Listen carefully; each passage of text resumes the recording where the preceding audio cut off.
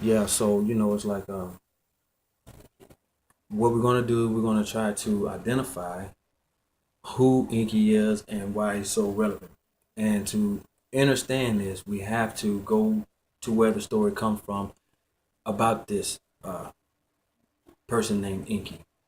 Now, the story comes from an old ancient text, which is called the Sumerian cuneiform or wedge writing, which is a style of ancient writing which consists of two sticks, you know, printed in certain directions on clay tablets to leave an impression.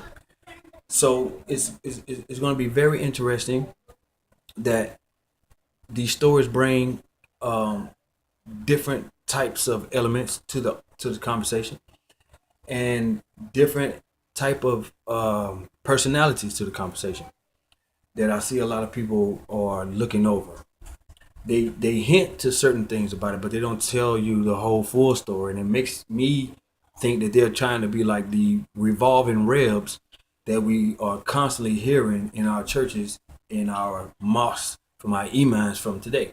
So what we're going to do is we're going to elevate and we're going to excel in this knowledge. Okay, and this is for the conscious community, the Black conscious community, my melanin Black, beautiful African inheritance of the earth and the universe.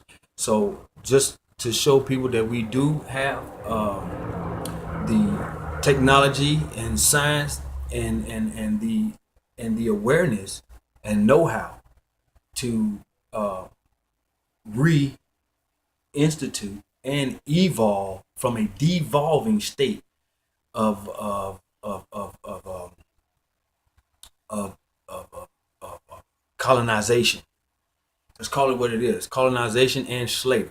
So we're gonna keep it all the way 1,000 on this side. Okay, so to get back to the point, we're dealing with Sumerian cuneiform language here, which some people like to say, which is Akkadian, or some people like to say is Aramaic, or some people like to say is Semitic, or some people like to say is Heretic, or some people like to say is Phoenician, or whatever you think you want to call it. But we know that it has a similarity, and the story from the people who wrote these stories say that they are the Sagigi people or the Sagiga. Some people like to pronounce it, but we know that it's the Sagig, and that they say that they are the black woolly haired people. Okay, and some people like to say the black headed people, but it's the black woolly headed people. It's what the Sagig means, because when you have your Sagig or your gig is your kink, or which cause the hair to grow in the number 9, which means your divineness, which grows towards the sun, which is that big black plasma ball, you know what I'm saying, of energy, of protons, neutrons. It just loves our black skin. So, being that these people call themselves the Saigigi, and that these were people who settled in this area, who are not actually inhabitants of this area, the story goes into two different type of formats when we're dealing with who Enki is in the Sumerian story. Now we can deal with the time date of when Sumer is considered to be a civilization, and we can deal with the time date of the human body fossils which are in South Africa, um, uh, which is way before Homo erectus, and excuse me, way before Homo sapien sapien. Um, and I'm gonna show you those pictures, which is a National Geographic discovery or rediscovery, because it's people who's already there. So somebody had to show you where the cave was in order for you to find out what was in the cave. So it's a rediscovery. Okay, so and we can get to that. But to deal with Enki, we have to deal with Sumer. We have to deal with what today is called the Persian Gulf, or the uh, the the meeting point of the Euphrates and Tigris River. Okay, what some people like to say, which is the Garden of Eden, which is where Abraham comes from and all these other guys. So, but we're dealing with Enki at this point, and we're dealing with the Sumerians and what they say about Enki. And if the Sumerian stories are valuable, they would not be in people's conversation, and they would not be in any textbook in any school. They would not be in any museum if they wasn't valuable to some certain extent. So, being that a lot of people like to use Sumer, I'm gonna see which direction they're going in when they say that they're using Sumer as their basis of where they get their literature and where they get their whole ideology from, or who and what black people are for one, and human beings are for two. So we're gonna get to the area, and we're gonna start digging up some dirt and see what we can find when we start moving stuff around. So the best thing we're gonna do is we're gonna go to Sumer. Now, dealing with Sumer, Sumer is a place that has two different um, informations of beginning. We have one which comes from the textbooks, and we have another which comes actually from the people who were there and who wrote about what was going on there.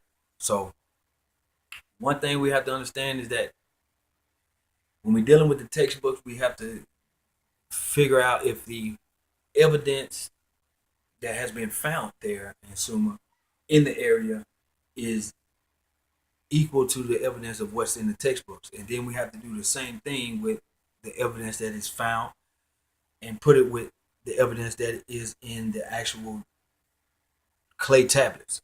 Okay?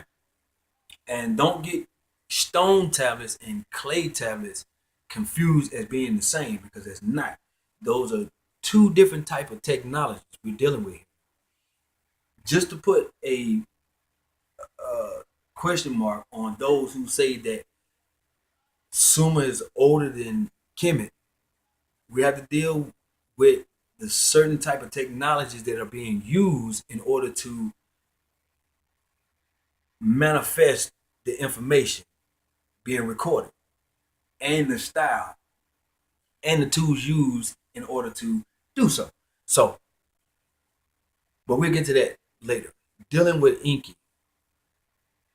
In the Sumerian cuneiform story, Enki has been put in a position to handle some business, as it were, and it seems like there's some misinformation being directed in order to deny the importance and identity of Enki.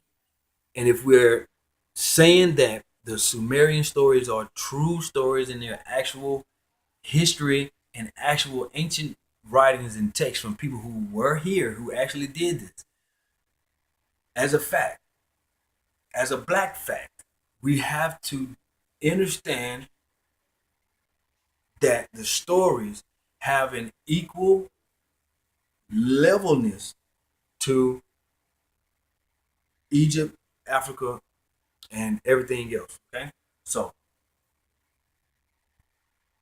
one of the main points I want to get to, as far as understanding what Enki is doing about the business that he has to take care of, is that somewhere down the line the story takes a twist and turn, and falls into a whole nother different type of paradigm that just blows me out of the water as far as a researcher and a scholar. So what I want to do is I want to make sure that people are getting enough information of what I'm talking about and where I'm going with the story. So we're going to an area where Some would like to say that it's not an actual time. I'll agree to a certain extent that it's not an actual time, but just to get the people mind into a place to where I'm at, so I can bring the information. We're dealing with a number